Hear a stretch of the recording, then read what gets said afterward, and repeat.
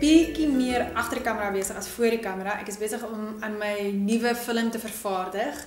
Sink, dis 'n Afrikaanse drama wat ons hoop so Augustus September 2015 vrygestel gaan word.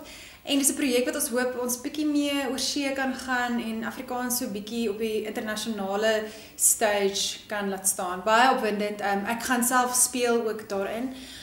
Ja, so dis maar vervaardiging is soos projekbestuur, Uber projekbestuur. So ek werk nogal hard daar ja, agter die kamera.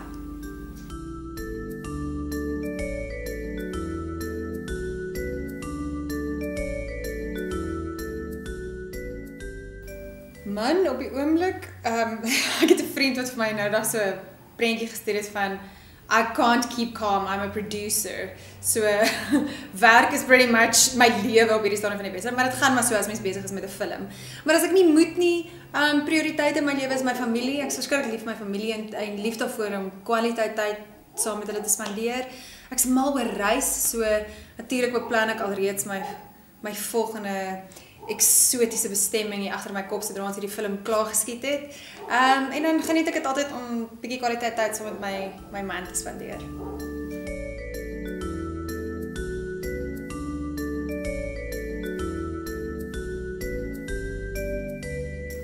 Daar's nog baie wat ek graag in my loopbaan wil doen, heeltemal te veel. As aktrise, ja, ek is altyd lus vir nuwe uitdagende projekte. Op 'n oomblik voel ek, ja, ek sal verskriklik graag een of ander aksie tipe film wil speel voordat ek eendag stok oud is en 'n loopraam het. Ja, ek sal dit love om 'n kick-ass superhero of so iets te wees. En ek sal verskriklik baie daarvan hou om in 'n periode film te speel ook.